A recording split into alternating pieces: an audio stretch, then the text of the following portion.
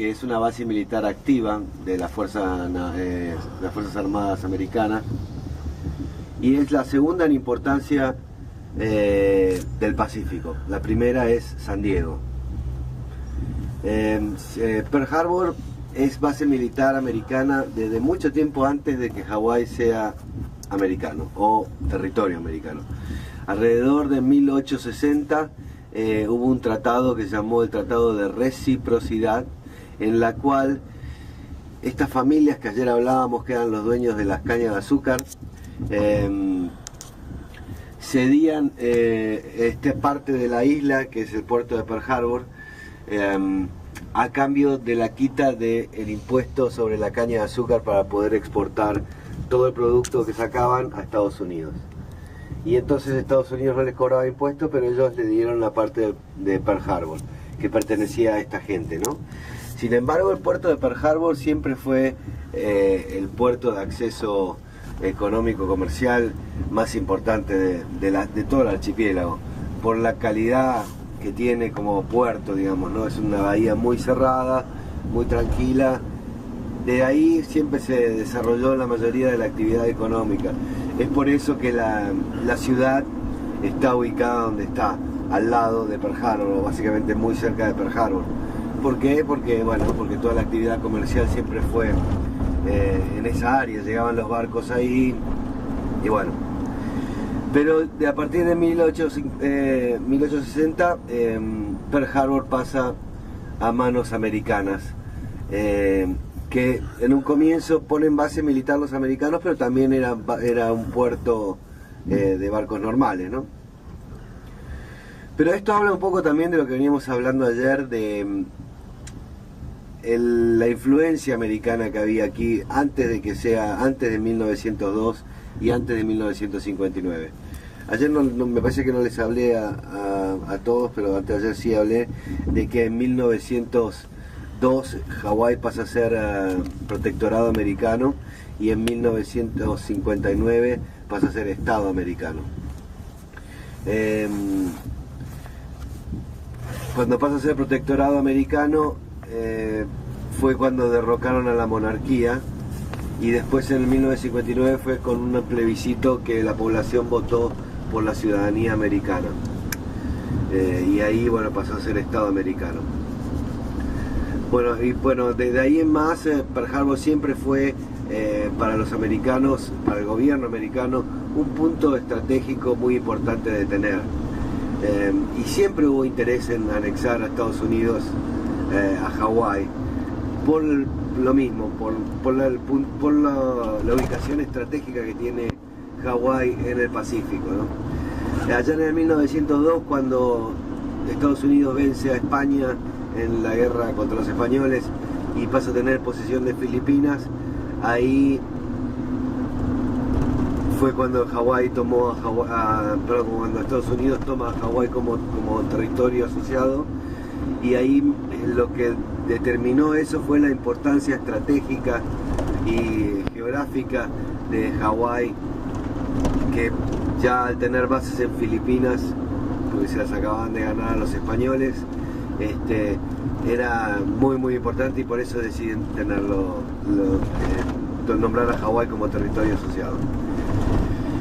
Y la flota americana siempre usó Pearl Harbor como su base. Lo que tiene Pearl Harbor mejor que cualquier otra base militar americana es que tiene diques para arreglar los barcos, los más grandes que existen, que tiene la Marina. Entonces aquí vienen a reparar barcos continuamente, barcos grandes, ¿no? como una amenaza al plan expansionista que tenía el emperador Hirohito y el imperio de Japón. Japón tenía el plan de expandirse por todas las periferias de Asia y controlar todo el Pacífico. El ataque a Pearl Harbor, cuando se produjo el 7 de diciembre de 1941, cuando se produjo el ataque a Pearl Harbor, fue una parte nada más del plan de Japón.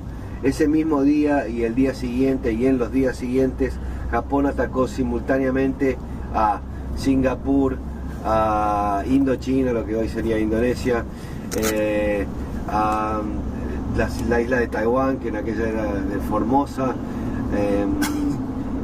y bueno, y a casi todas las pertenencias, bueno, Filipinas, a casi todas las pertenencias o los países de las periferias de Asia, ¿no? La idea de Hirohito era tomar todos estos países, principalmente donde tenían los occidentales lo que eran llamadas las empresas de las Indias, que eran empresas de donde traían minerales como el acero, como el caucho, como el petróleo, tanto de Estados Unidos como Inglaterra, como Francia, como Holanda, tenían industrias en todos estos países. Y eso fue un poquito el trasfondo del conflicto, digamos, ¿no? De todas maneras ya existía una amenaza de Japón y bueno, la guerra estaba a 100 kilómetros por hora en Europa, con Hitler ya atacando a Inglaterra, tirándole bombas, las famosas B-12 que cruzaban el Canal de la Mancha y caían en Londres. Así que el panorama mundial estaba complicado y Hirohito y Hitler y Mussolini habían firmado un pacto, así que eran aliados. Y bueno, y Estados Unidos estaba fuera de la guerra todavía, sin embargo tenía mucho interés en entrar en la guerra. ¿Por qué? Porque Inglaterra ya estaba casi cayendo. Y bueno, pero lo que pasaba aquí en Estados Unidos es que la población americana acababa de salir de una crisis económica muy importante, que fue la crisis del 30, ¿no? Del 39. Que les pegó muy duro a toda la población, había mucha hambre aquí. Y la verdad que el pueblo no estaba como para meterse en otra guerra, porque acababan de salir de la Primera Guerra Mundial, ¿no? En la cual no era un conflicto que les daba tienen los bases de submarinos nucleares hay aquí, bastante importante también. ¿Y siempre tienen al Enterprise o no? No, el Enterprise no está acá.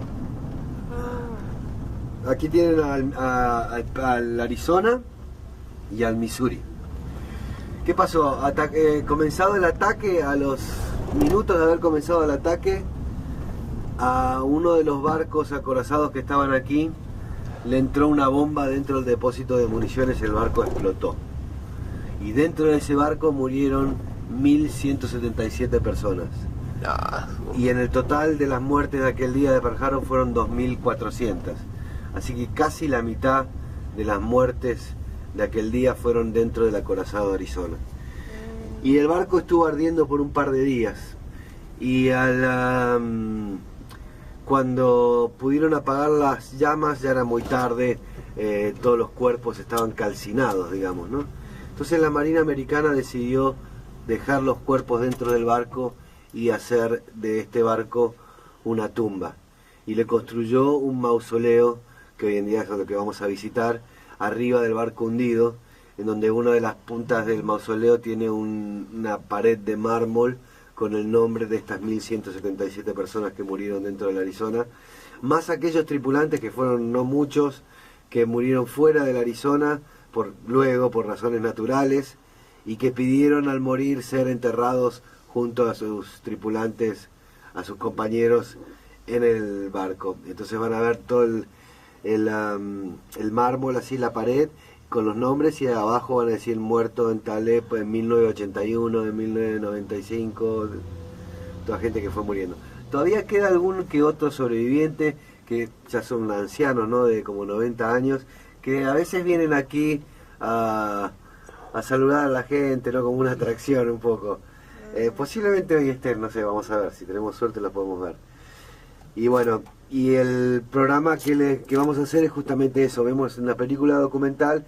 Después de la película documental sale todo el mundo que estaba en el teatro viendo la película, sale por la puerta trasera y lo suben a un barquito y lo llevan a la mitad de la bahía, arriba del barco hundido, al mausoleo. Ven el mausoleo y regresan. Ese es el programa que vamos a hacer hoy. Entre que llegamos y tenemos el número de la película, ahí yo los acompaño y les hago un tour por el museo. Campo de batalla de la Segunda Guerra Mundial para la batalla del Pacífico, ¿no? Para los americanos y los japoneses. Ese es todo el campo de batalla. Sí. Venga más aquí que es aquí más pequeño.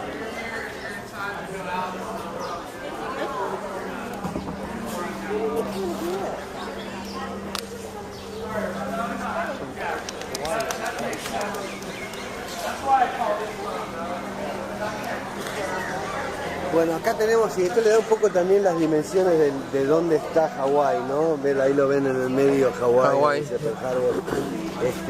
La idea de los japoneses, la idea estratégica de los japoneses fue venir navegando por el Pacífico Norte, que en aquel momento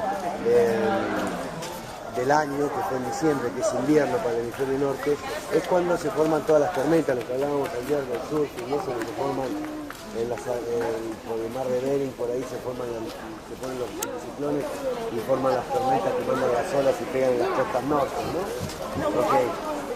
La idea de los japoneses fue venir escondido entre estas tormentas, navegando por el Pacífico Norte y luego bajar hacia Pearl Harbor, para no ser vistos por ninguna embarcación.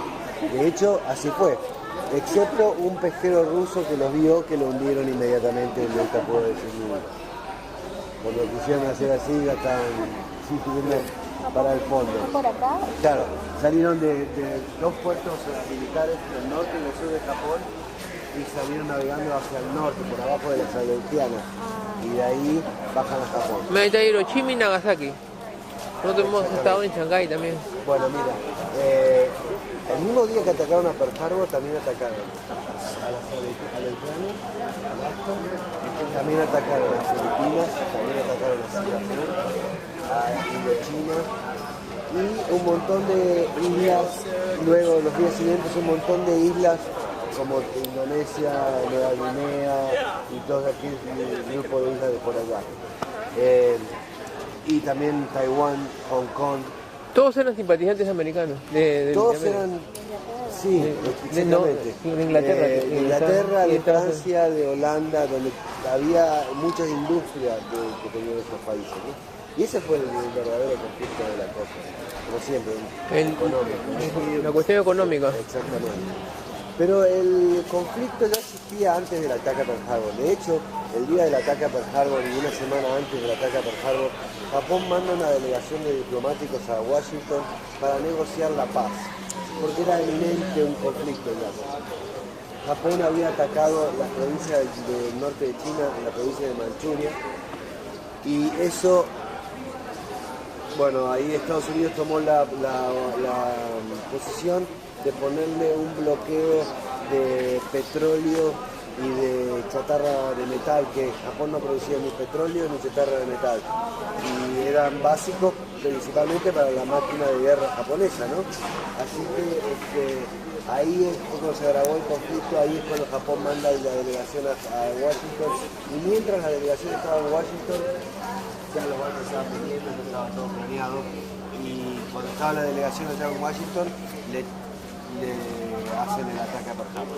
Paran 300 kilómetros al noroeste de la isla y ahí lanzan el ataque.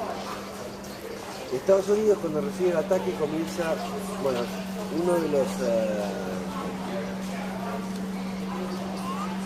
el estratega japonés que diseñó el ataque a Pearl Harbor fue un comandante que se llamó el comandante Yamamoto. El comandante Yamamoto había estudiado en Estados Unidos, en Harvard, había vivido un tiempo largo en Estados Unidos y se oponía a atacar a Estados Unidos. Sí diseñó el ataque, pero la opinión personal de él decía que era un error. Por lo que hablaban ayer, que escuché que alguien lo dijo, que él es el que decía la famosa frase de que Estados Unidos era un gigante dormido, que si se atacaba a Estados Unidos corría el riesgo. Lo que se refería al gigante dormido era que Estados Unidos, como les había dicho, estaba en una crisis económica, o saliendo de una crisis económica muy importante, la economía no estaba bien. Y lo que reactivó la economía americana fue la guerra fue lo que reactivó la economía. A eso es lo que se refería Yamamoto. Era estratégico. Bueno, la verdad que tuvimos suerte, me dieron unos a las 9. Ahí está el monumento. Los caídos. Encima del barco Arizona y al costado está el Missouri. Ahí vamos a ir en un ratito. Él era el cocinero, el que, Sí. Ah, que fue condecorado también. sí fue cocinero. Ajá. Estos son los héroes, ¿no? De Pearl Harbor. Que fue una figura muy conocida porque antes de la Segunda Guerra Mundial la raza negra casi no participaba de las guerras americanas. Esta guerra sí, y lo utilizaron a él como una publicidad, ¿no? Para que los negros se metan en las Fuerzas Armadas, ¿no? Claro, había el problema del racismo, todavía apartheid, bastante apartheid. Sí. El racismo sigue hasta el día de hoy. Menor, ¿no? Menor. Bueno.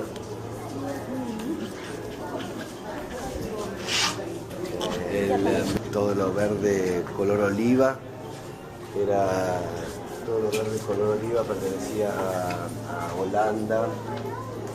Portugal también tenía, bueno, lo que es Macao hoy en día, ¿no? Antes del ataque de Pearl Harbor. Bueno, Estados Unidos tenía Filipinas, así estaba antes del ataque a Pearl Harbor.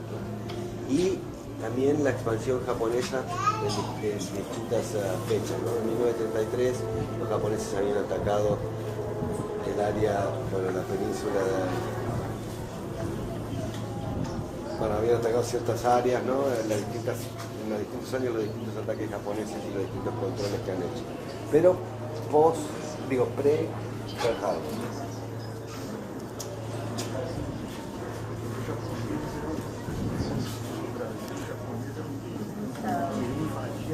Valor quería conquistar el mundo. Alemania quería conquistar la Europa y ellos querían conquistar Asia. Los japoneses durante mucho tiempo estuvieron encerrados en su isla por siglos y bahía. Sí, porque la bahía tiene su lugar más profundo, los 40 metros. Y hasta el momento no se conocía una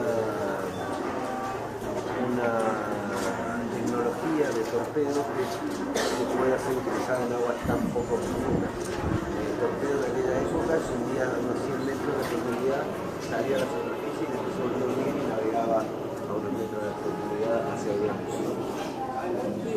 Y acá hay 40 metros, así que no contaban con que usar torpedos. Se aprendieron los americanos y fue lo que causó tanto daño. 33 barcos fueron hundidos.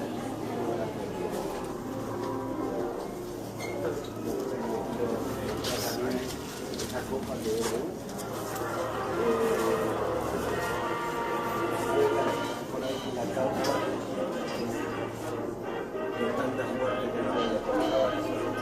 El día anterior a la se utilizaron para Decodificadores de la Segunda Guerra Mundial. porque el idioma de Navajo, por ejemplo, no existe en la escritura, no lo sabe nadie más que él. Así fue como pudieron comunicarse sin ser descifrados.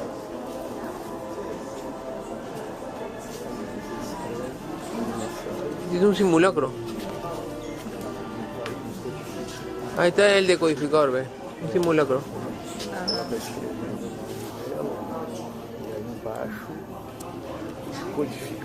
Y lo codifica. O sea, escribe y el otro lo codifica. Y después lo envían. Acá lo escribes y lo codificas. Lo codifican y después lo envían. Este es el Arizona.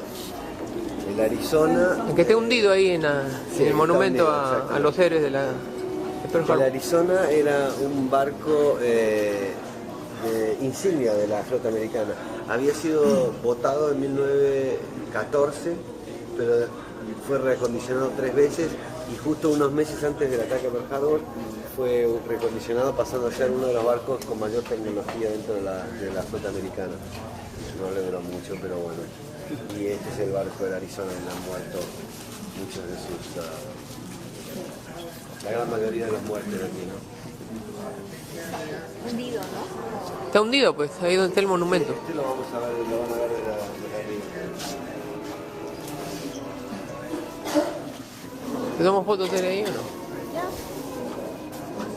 Yo tomo aquí. ¿Qué? A portaaviones, porque el portaaviones era un armamento muy nuevo para la época, ¿no? Sin embargo, los portaaviones era fue el arma decisiva de la Segunda Ese es Guerra. uno de los barcos que atacaron a Pearl Harbor. Sí. Así, los Y japoneses. este fue hundido junto con otros dos más en la batalla de Midway.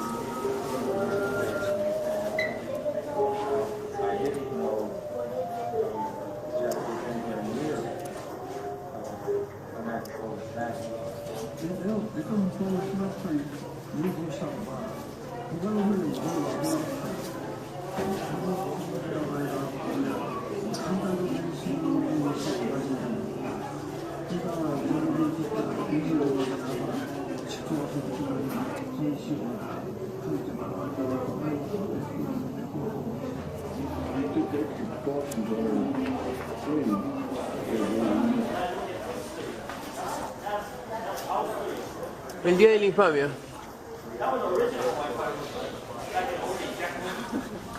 Así lo vemos el ataque. El día de la infamia.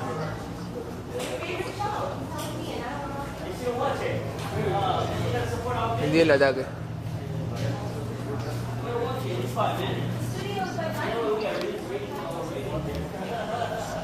Está Tora, este ataque.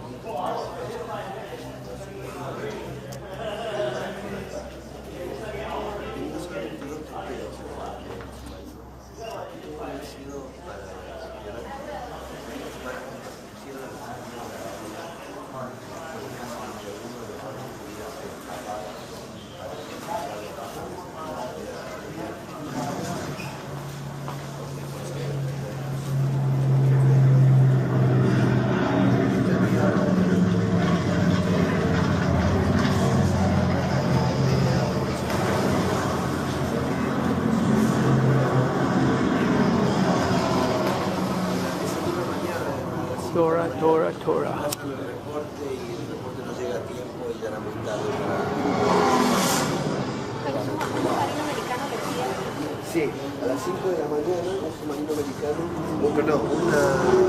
un barco de guardacosta americano ve al submarino, un submarino le pide reconocimiento, no se reconoce, le tiran, lo hunden, pasan el reporte y el reporte no llega a tiempo a los que tenían que llegar como para alarmar y prepararse para un ataque. Este es el submarino, tengo unos submarinos pequeñitos para 2 personas que habían sido ubicados a la salida de la bahía de Pearl Harbor por el caso de que un barco saliese para interceptarlo ahí mismo. Ese submarino fue a dar a las playas cercanas de aquí y fue el primer prisionero de guerra japonés, uno de los tripulantes del submarino. Aquí les muestran también, les habla de la costa norte. Bueno, también otra vez los errores. Estamos hablando de los errores que suceden. Esto estoy explicando lo del radar, ¿no? De que había un radar en la zona norte que se capta un número importante de aviones, pero la contraorden viene diciendo que no se preocupen, que era un grupo de aviones americanos.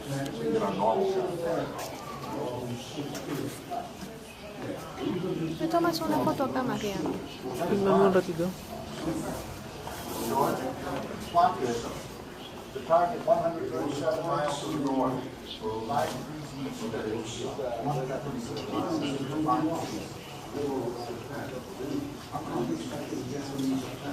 Tómame una foto. But clouds blocked his view. Then suddenly, there it was. Blue water, white surf, an island like a green jewel. Minutes later, Fuchida spotted it through his binoculars. Over 185 vessels, a row of battleships tethered in pairs. It was 7:53. Fuchida's radio man transmitted a coded telegraph message. Tora, Tora, Tora. It meant complete surprise achieved. Air bases first. The Japanese plan was meticulous and systematic. Crush American air power before it can get off the ground.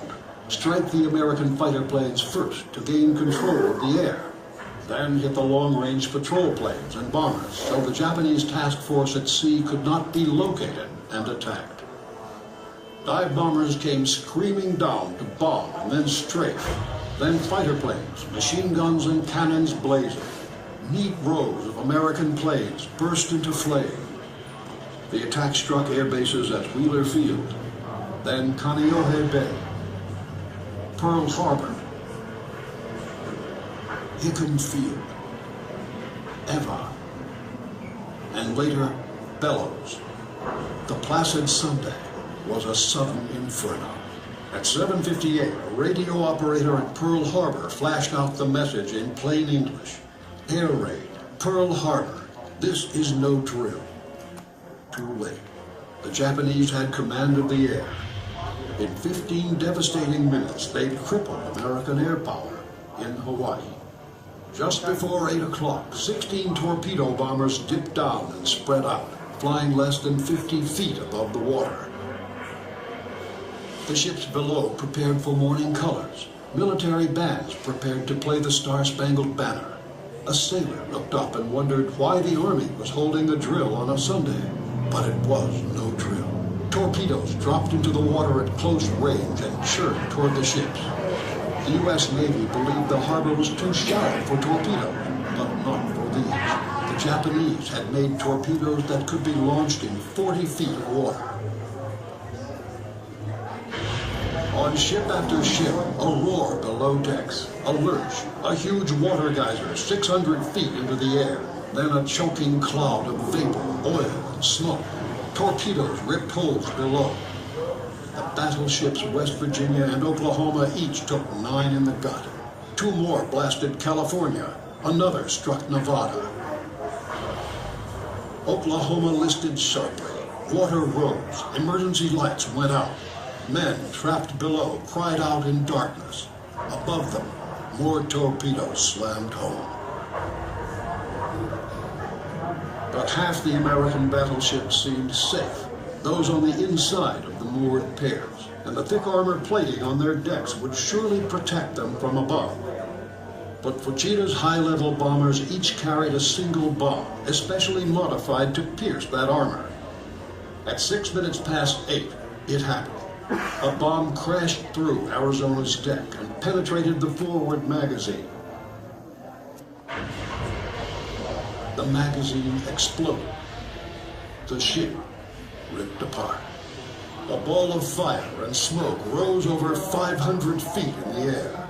The harbor was filled with scenes from hell. Men dove from blazing ships and swam to Ford Island, soaked with oil, their bodies burned, shocked. The first wave had succeeded. By 8:30, the planes headed back toward their carriers. Mitsuo Fuchida was satisfied. In 20 minutes, his attackers had crippled the striking power of the Pacific Fleet. He lost in return 9 planes. For nearly a half hour, the skies over Oahu were empty. Was it over? Not yet. Just before 9 o'clock, the second wave of Japanese planes filled the air. Bombs exploded on the ships at Pearl Harbor.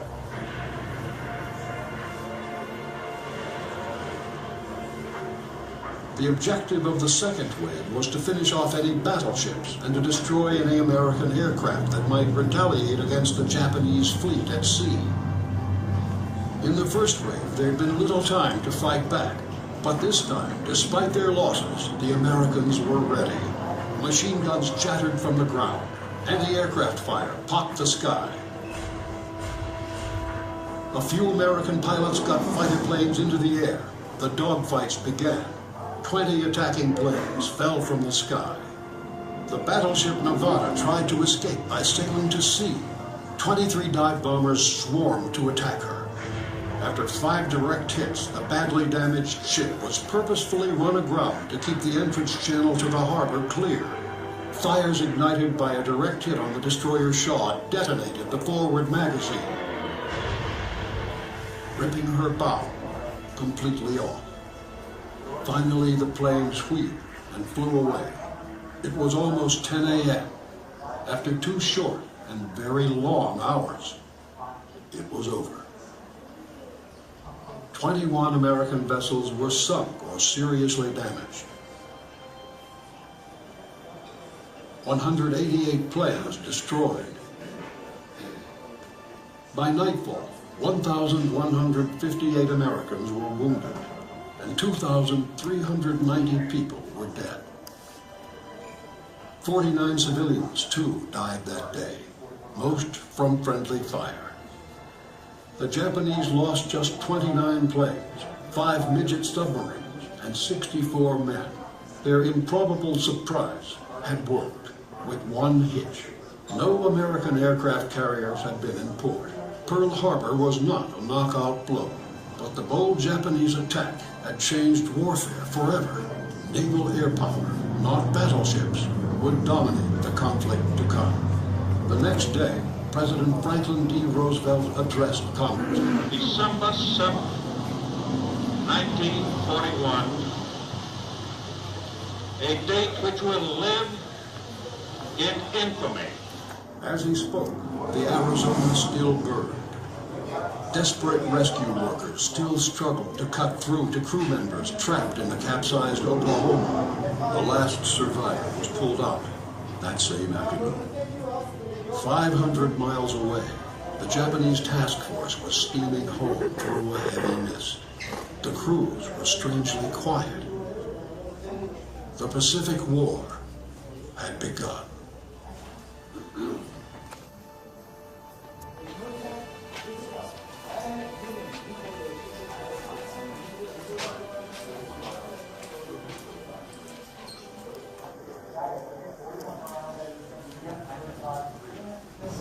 Con el close, se le puede dar un close.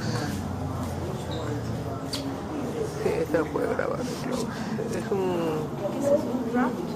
Sí. Es un boceto de la declaración de guerra Es un boceto, a day de Roosevelt. Bueno, sí, ahí Un draft. Esas son escritas de él, Una declaración de guerra de Roosevelt a Japón.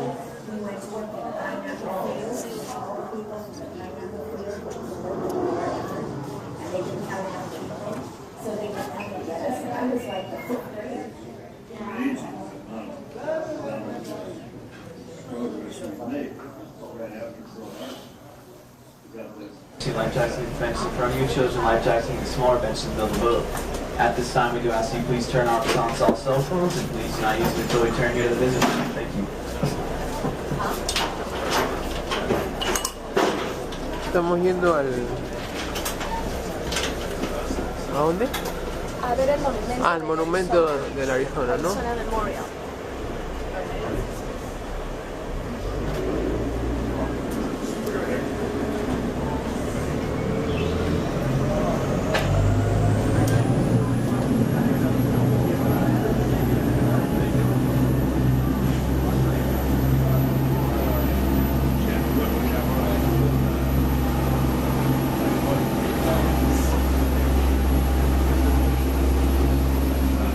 A la Tere.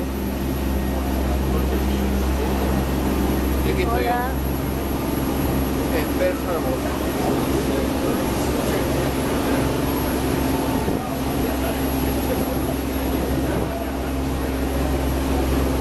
Estamos en pleno Pearl Harbor, donde ocurrió el ataque japonés a la flota norteamericana. Para mostrarle al gobierno que yo no soporté que se deje la ciudad. Claro, pues digo que estamos en pleno Pearl Harbor. Esta es la zona del ataque, ¿verdad? ¿Ah?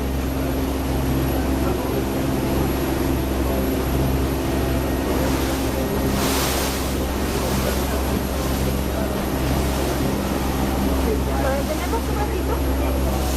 Ya. Y después llegando ya al monumento de los caídos. Vale, para tomar la foto.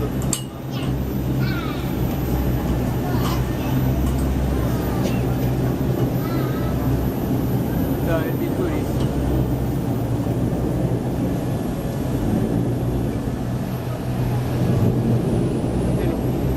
El monumento a los caídos está encima del acorazado del Arizona Memorial. Abajo está el barco Arizona. Or videos, again, no outside pictures or videos at this time. Please head straight inside. Take all your inside pictures, and on your way out, you can then take all your outside pictures. ¿Dónde? Acá no se puede tomar videos.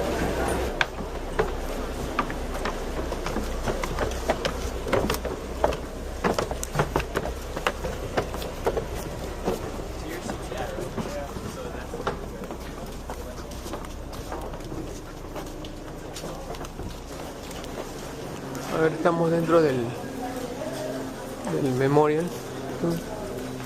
Fírmame tú también. Ah, mira, enfrente hay una...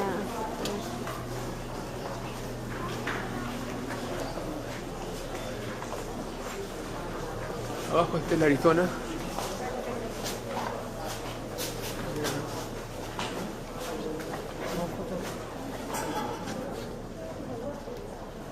Se toma foto. ¿Toma foto ahí? Estos son los restos del Arizona. Estamos en el memorial, encima del esto. Y después, todo este es Pearl Harbor. Todo es la bahía.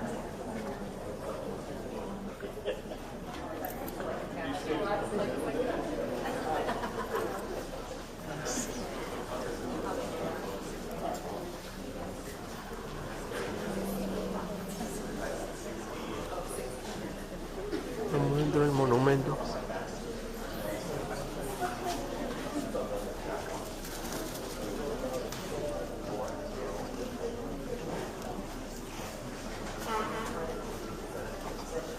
Ladies and gentlemen, please watch your step as you return to the Navy launch and have a fantastic day. That is the top of the ship.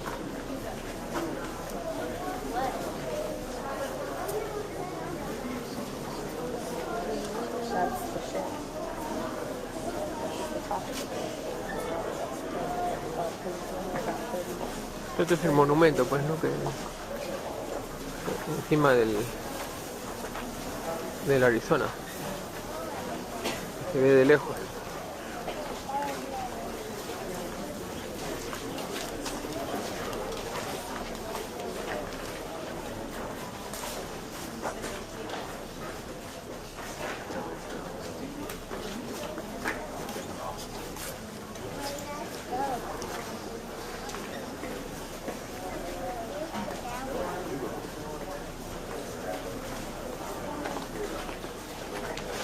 Está filmando.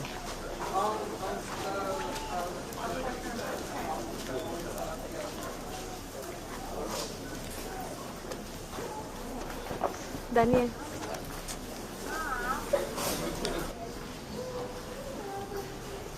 Esta es la parte baja del monumento donde se ve el Arizona. Ese es el barco. El barco está hundido abajo, pues. Se ve el coral, todo.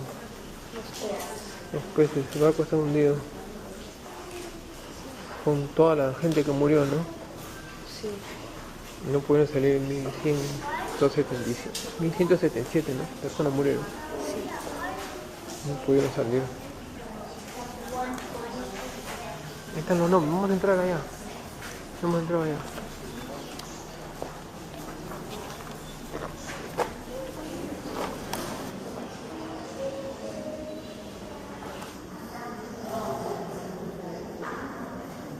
Son todos los que murieron en Arizona.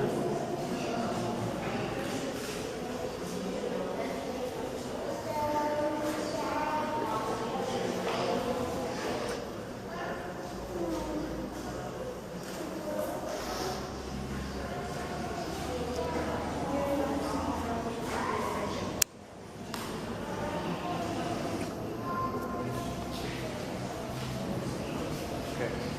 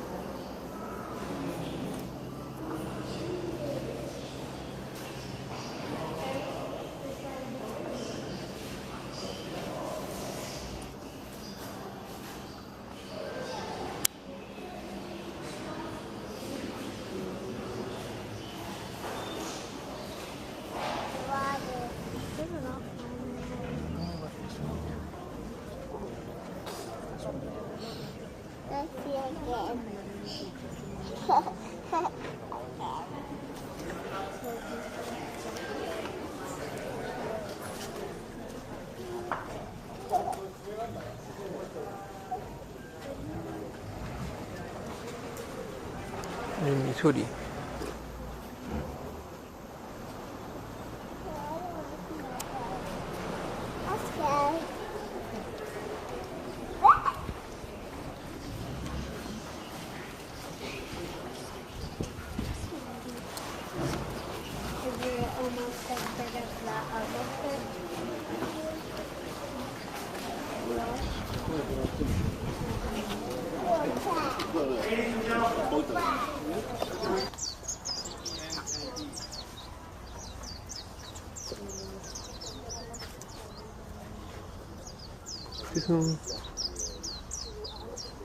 Están todos los caídos, nombre de las personas caídas, un círculo. Son las bases militares que hay hoy en día, que son las que había antes, más otras más. ¿Esto qué representa? Estos son los números, son las bases militares de la isla. Ah, ya.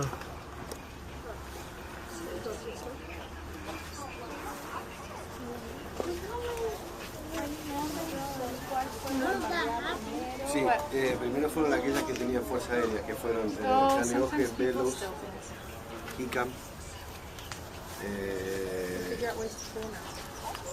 Pearl Harbor y Wheeler, que es el número 5. Es el orden que fueron bombardeadas. Esas fueron primero, porque eran las que tenían los aviones, porque la idea fue primero destruirle toda la fuerza aérea para que no puedan pelear en el aire e interrumpir el ataque. Primero los aviones, después Y después se enfocaron en los barcos.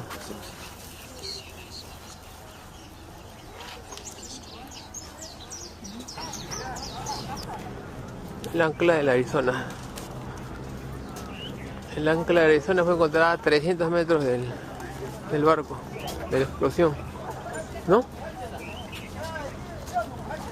Es una de las últimas fotos que tomamos acá en Pearl Harbor. Y atrás hay un submarino también de la Segunda Guerra Mundial.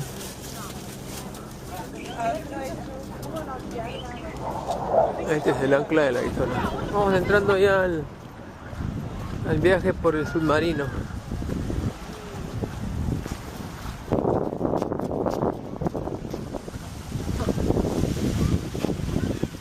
Sí, ¿no? Un poquillo nomás para llegar al submarino. Este creo que es, ¿no?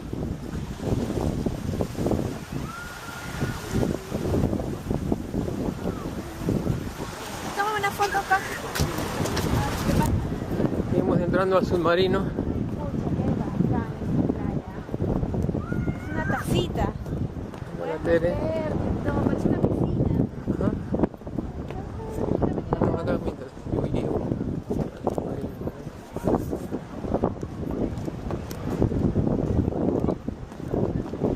Hola. Esta playa es muy bonita, parece una piscina.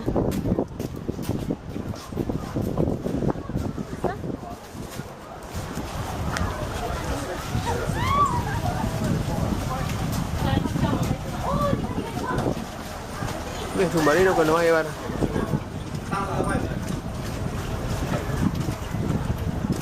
Primero tendrá que bajar la gente. Claro, tiene que bajar la gente.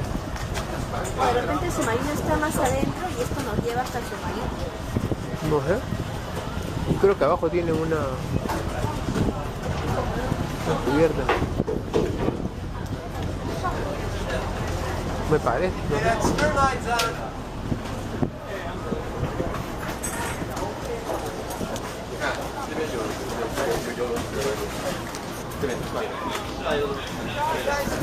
Ah, sí.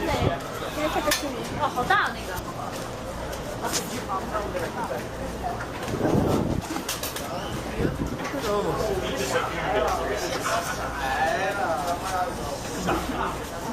¿Papás?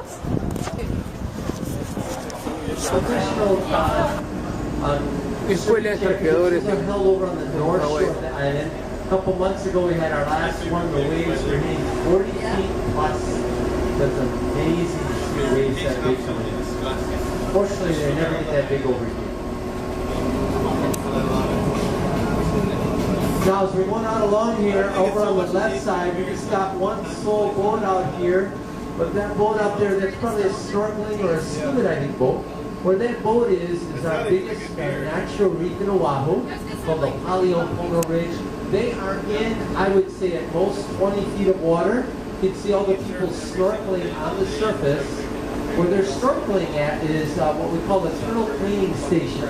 Turtles come in from the deep and go to the shallow and they have their shells cleaned by the fish. There's always at least about 10 green sea turtles out there. A couple weeks ago, scuba diving out there, we had a monk seal with us the whole day. So it's probably the most popular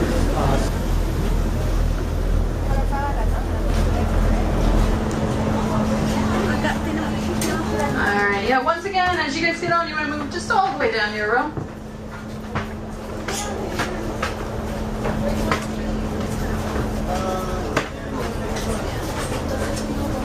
¿Acá? ¿Acá? Estamos en el submarino. Estamos dentro del submarino.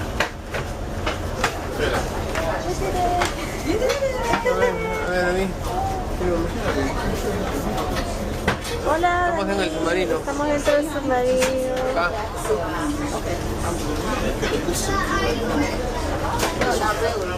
Estamos en el submarino. Alright, yeah, once you guys get on the boat, I just need everyone to sleep down there. We're down here on our dive site. Yeah, this was our first setup right here. Some of the fish you're going to see, the black ones, they are black damselfish. See those ones that are all in that big school with the yellow tails? Those are yellow striped goldfish. We also have a lot of Hawaiian sargents. They're the white ones with the black stripes on them.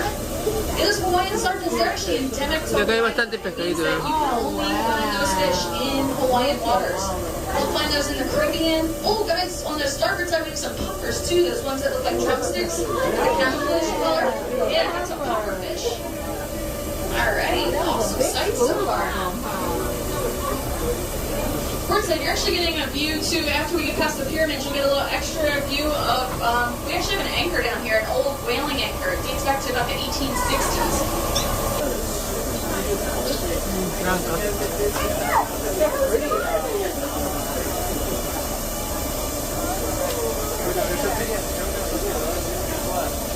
Alright, so yeah, we're looking at a couple of reefs right now. Don't worry guys, if you see them on the port side, we're actually going to turn around and show you guys that on the second side. Starboard side, don't miss what you actually have out your window. You actually have our biggest natural ridge out here. This is our natural reef. We'll get you the views of that. As soon as we get past them, we'll spin around and give each other the opposite views.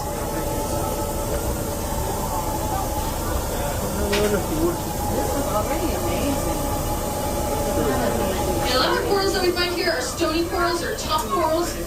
They're called that, or they are that type because of where we are in the ocean. We're out in the middle of the Pacific Ocean. It's a 6-hour plane ride to anywhere else in the world from here. And because of that, the Japanese reefs here starboard side. You might see those fish with that long back fin or long dorsal fin. Those are pendant butterflies right there. Yeah, they have the black and white stripes with that long back fin. And I also see some yellow ones. They were the millet butterflies, another endemic species. And then you can see these fish that are black. They've also been silver. They are all giant trevallies that you're looking at. They just change in color. It actually depends on their mood what color they are. They're a little darker in color. It's they're feeling aggressive or they're about to hunt. And then when they're more that silver color, they're just kind of hanging out. Yeah, members of the Jack family. Those Esos son los peces que ponen en las peceras, ¿no?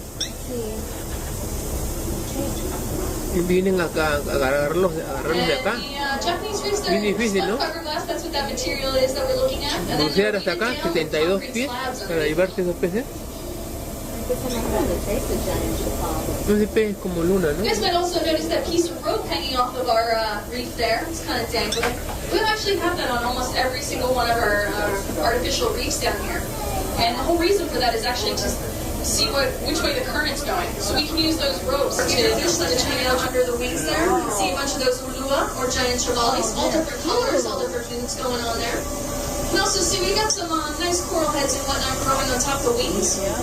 And then some of our small butterflies again. Mira cuántos peces. Ah, su madre, ese está grande. He's staring at you guys, stare right back. Ese está grandazo, Show him who's boss. I got it. Alright, yeah, we got a ton of different fish here. We had those butterflies, now we're getting into some goatfish here, right by the main cabin of the boat.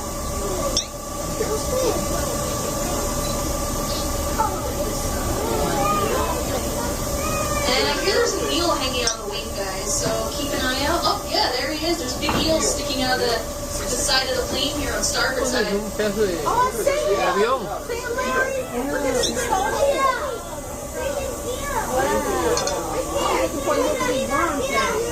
And that's a nice roast beef for you guys. They're usually in the poly and we don't get a good view like that, but yeah, that was great.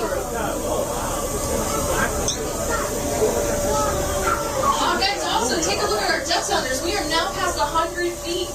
Wow. Yeah, this is probably one of those deepest spots on our dive. It's also, you guys get to be in a new percentage of people now as we get up to, I think our next plane's coming up in just a second here. But yeah, basically only about 10% of 1/10 of the world's population has ever been below 100 feet under the ocean. So you guys get to join the club today. Right. 1/10 of the world. Oh, we got a big parrotfish. See that fish under the wing there, guys? That's a parrotfish, the one that you can just see the silhouette of.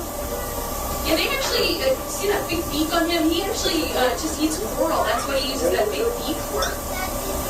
Yeah, a fully grown parrotfish about his size can basically make a ton of sand per year. So they eat that coral, chew it up, digest it, and it comes out the other end as sand. Get out of here. So you guys can think about that while you're on the beaches of Waikiki later. Think those parrotfish. Parrotfish poop.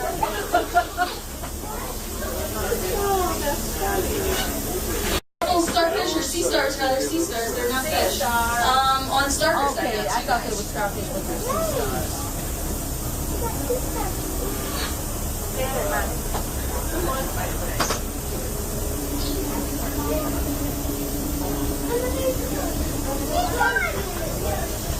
Yeah, there's so in water. So we dropped that in 1990, and we had a big hurricane come down through the islands in 91, I believe. And when that happened, or 92, Hurricane Iniki, Category 4 hurricane. So the currents that thing brought up, it pretty much lifted those planes off of their. Yeah, here we go, guys. The next boat, the next reef. So this is probably our biggest reef right here. This is the YO257. Oh, guys, there's a turtle. Where? There is a right on the back of the boat there. Right there. Back of the boat. Starboard, yeah, it's on starboard. He's hanging out there. He's just sitting there kind of sleeping. That's why I didn't even see him until I was past him. Oh my goodness. Yeah, that's a Hawaiian green sea turtle there, guys. They come down here and take naps every once in a while on our boat. Yeah, those turtles, they can actually breathe. Oh, we got some divers too, guys. I can see these bubbles. If you look down, there should be some divers. There he is. He's taking a picture of us. So we do have our shark bait. This is okay, I'm taking a picture of him. No, just kidding. Es un buceador, varios This buceadores. is actually a really popular Están buceando. You can see all these holes and places that you can crawl around. And on one tank of air, there's actually two boats down here very close to each other. We're going to visit boats today. But on one tank of air, you can actually go and visit both boats.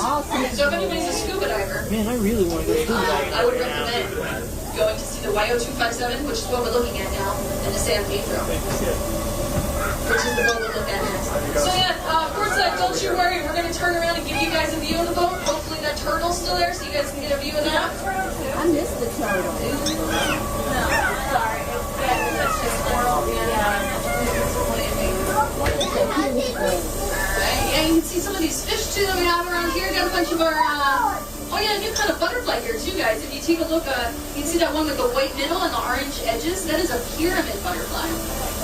So you got some millipede butterflies out there, pyramids, pennant butterflies, quite a few different kinds. And then of course you can see all the cauliflower corals down here as well.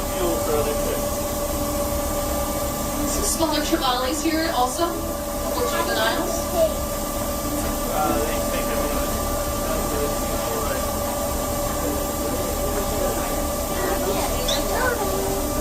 Yeah, this is one of our older dive sites as well.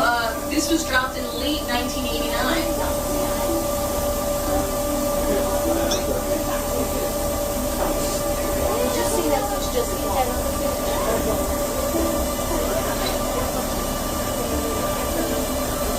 Alright, yeah, coming up you'll actually see the, there's going to be a chain off this part right here. This chain goes up to a mooring mall where these dive boats actually connect to our wreck. And then, there is the turtle, guys. It is still there. Oh, there Yeah, sea turtle, just taking a look at you guys. Yeah, those guys are protected. No longer endangered, but protected here at Hawaii. Pretty much means that you have to keep your distance. They recommend about 50 feet distance, so you're not stressing those animals out. Definitely no riding of the turtle shells for those divers. Alright, yep, starboard side. Oh, we got some bluefin trevally too. You can see that fish with the blue iridescent fins there. That is a bluefin trevally. You guys are wondering, that turtle up there is a female. The way we know is actually their tails. If they have short tails, they're females. If they have long tails, they are males. Oh, a bunch of bluefin trevally right in the center of the boat. You look on the lower decks there. Yeah, got a ton of different kinds of butterflies here too. We got more of our black damselfish, more of our pennant butterflies, the ones with that long dorsal fin. We have our Hawaiian sergeants out there, the white and black fish. And then we got our millet-seeded pennant butterflies further along. Wow, we got them all.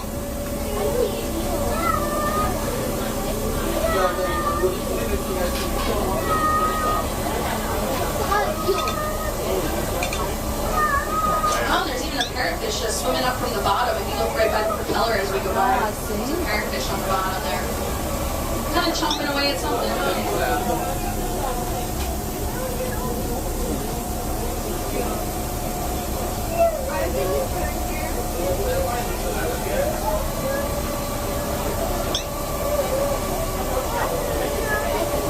Alright, so we're making a nice big turn here so that we can put the San Pedro as we go past the stern here. We'll go down to where it dips to the second level. And you'll see there's tons of metal fatigue on the boat, basically like holes in the boat all over the place. And that's due to that fire.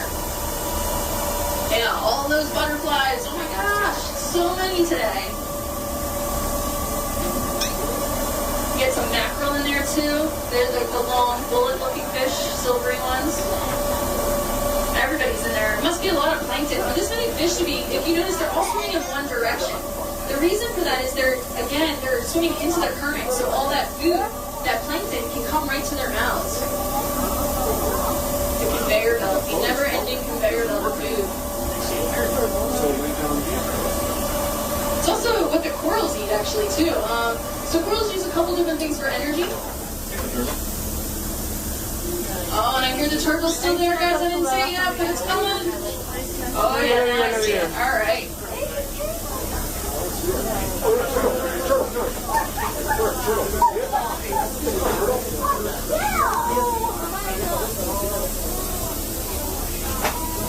Yeah, if you notice, they really just hang out on the bottom. They don't swim much. They're not very active. And the whole reason for that is to conserve that energy so that we're doing another trip past the ships here. So we're going to have the San Pedro on the port side, guys, and the YO257 on starboard. You can still see those divers on the YO257. Oh, sorry. So the YO257 is on starboard, San Pedro on port. I think I got it. There's a boat out the window, guys. Just look. Yeah. So you can actually see how close these boats are to each other as we go between them. That's why it's such a popular dive site, because you can do these two wrecks in one dive.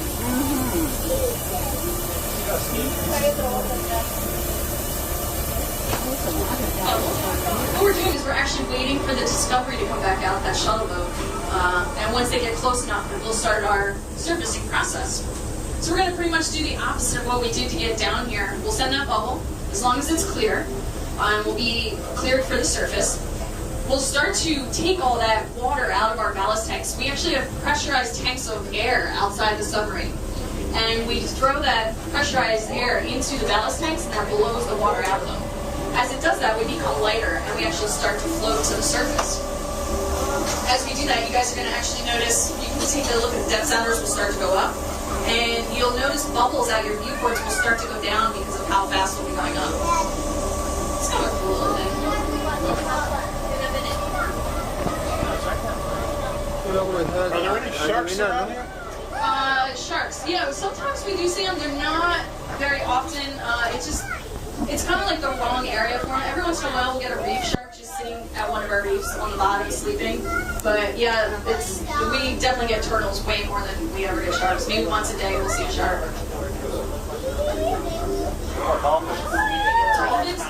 If you guys have noticed, did you hear any of that whining noise coming from the boat today? Estamos subiendo.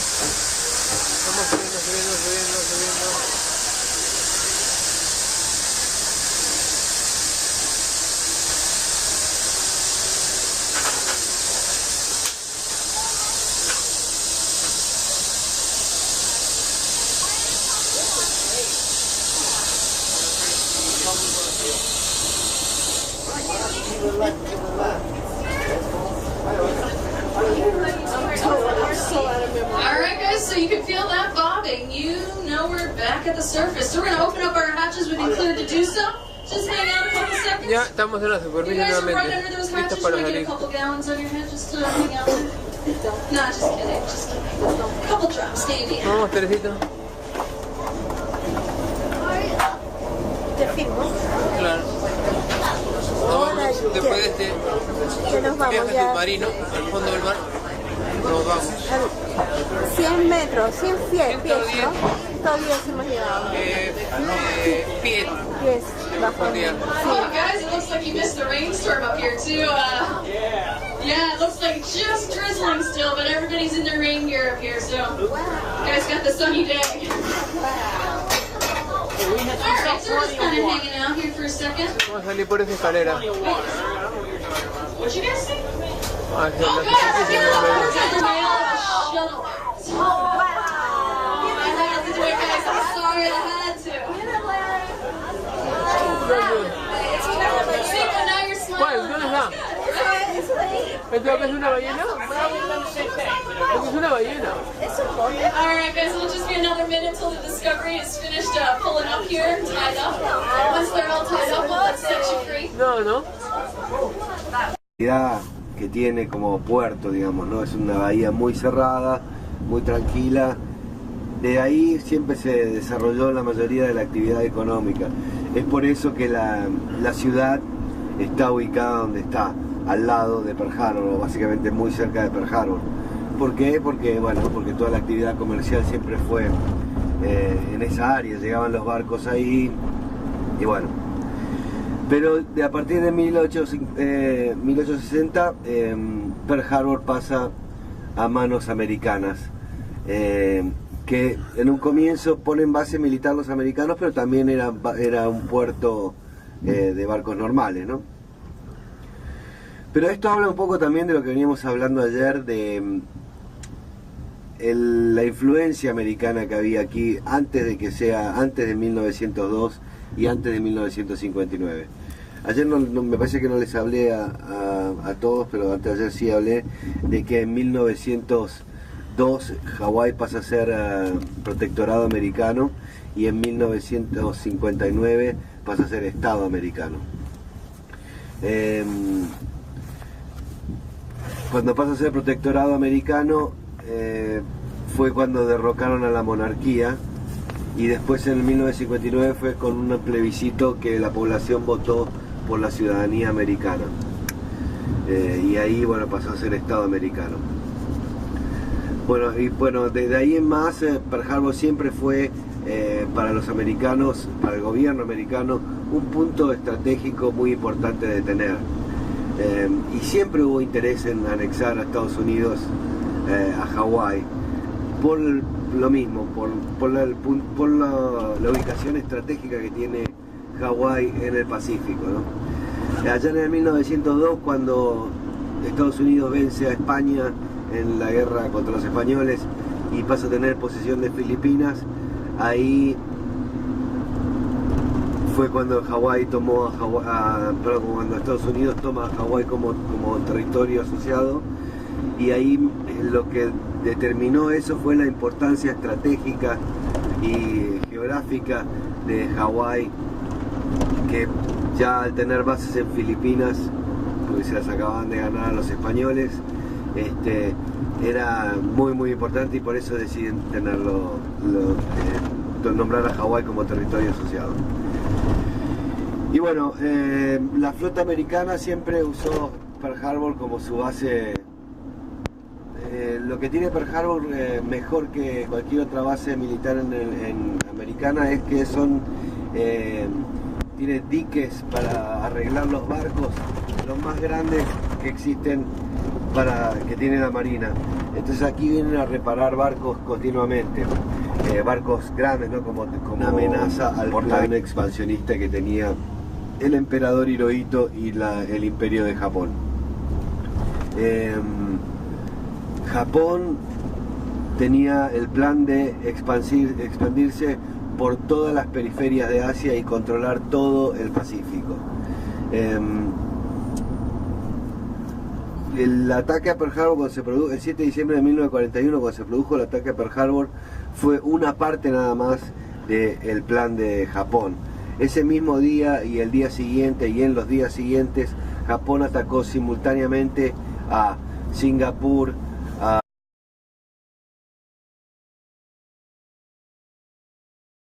que es una base militar activa de las Fuerzas Armadas Americanas, y es la segunda en importancia del Pacífico. La primera es San Diego.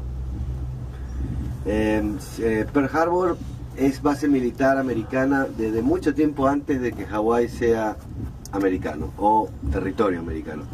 Alrededor de 1860 hubo un tratado que se llamó el Tratado de Reciprocidad, en la cual estas familias que ayer hablábamos, que eran los dueños de las cañas de azúcar,